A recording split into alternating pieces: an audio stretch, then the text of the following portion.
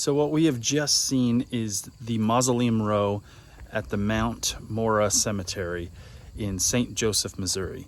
This is one of the most picturesque and cool cemeteries I've ever been to. And it all starts off with Mausoleum Row, which is directly behind me. All these very ornate, large mausoleums that lead up to these two standing at the very end. This one directly in the center, and this guy, this big massive mausoleum behind me. And one of the cool things I really enjoy about this mausoleum and both of these is the Egyptian theming behind them, which just makes me want to know more. Now, I can find out more because at the very front of the cemetery, they have a little box that has a bunch of information on the cemetery and its grounds. And they have really large, thick information guides that not only have a map to some of the more well-known plots here, but let me see if I can show you QR codes for even more information on those plots. So I am definitely, this is going to come in very much in handy when I am doing more research about this location. I love when cemeteries are able to give you a better look at not only the grounds, but the people interred here. So we're gonna look around a little bit more because they're just driving around. I saw so many interesting stones. The amount of unusual and artistically done stones in this place is phenomenal. It's not a very large cemetery in terms or compared to a bunch that I've been to before, but it's going to take me a while because I want to basically stop at every single plot. So let's take a look and see what else we can find.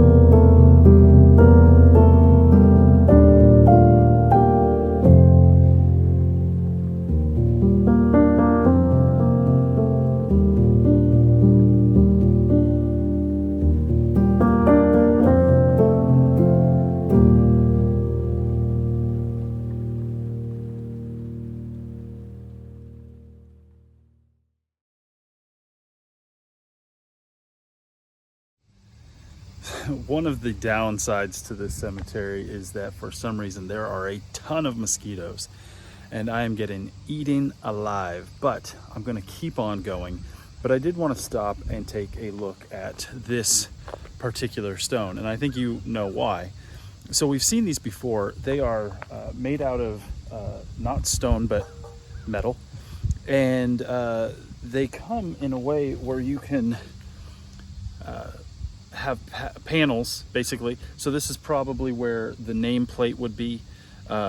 Ornamental plates such as this one can be attached. They're made to order kind of things, but because they're just screwed on, like this is a screw here, there was a screw here, they can be removed, they can be taken out, and this one is obviously missing one of them. So you can see that it's just hollow inside. And we've talked about kind of stories of the past of how people would get these types of stones, these types of markers, and hide things within, and that's why sometimes you see them busted open like this, and that's unfortunate because more than likely there's going to be nothing inside, but people's curiosity does tend to get the better of them sometimes. So it's unfortunate that this one is missing.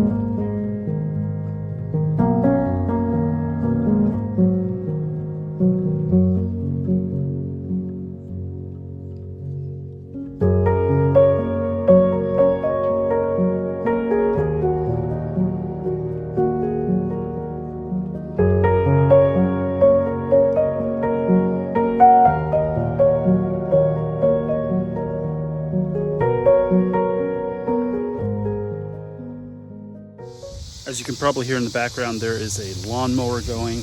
There are several workers cleaning up the cemetery, and you can see the work they are doing. As you can see here, nice and clean, grass is cut back, bushes are trimmed away.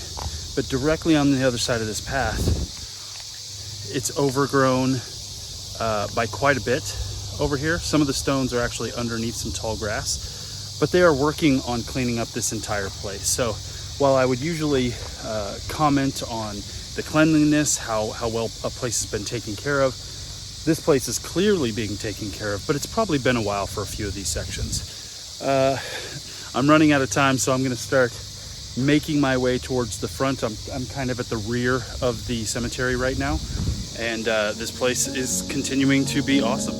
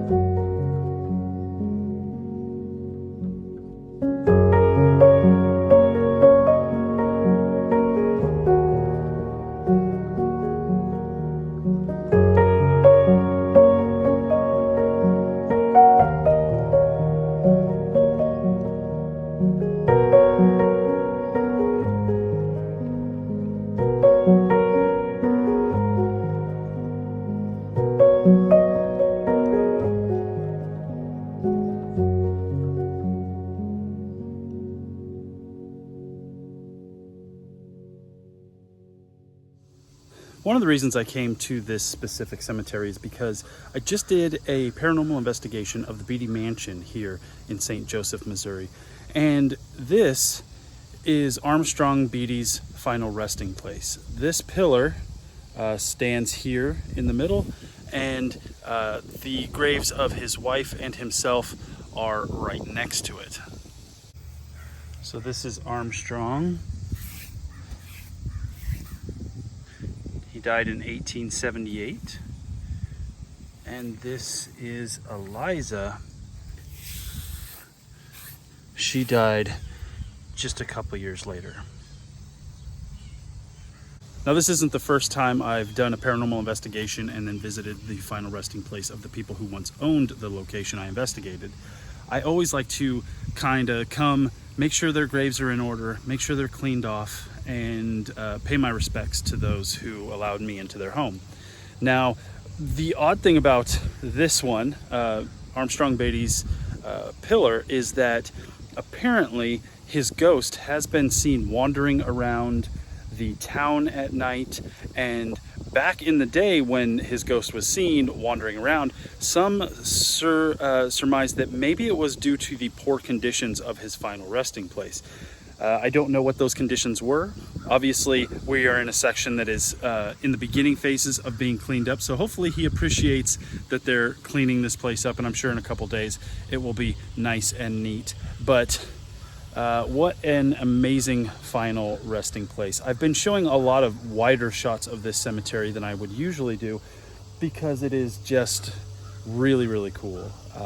I've enjoyed my time here, but now it is time for me to get back on the road. So, as always, when you're out wandering amongst the stones, remember always be safe, be respectful, and I'll see you on the next one.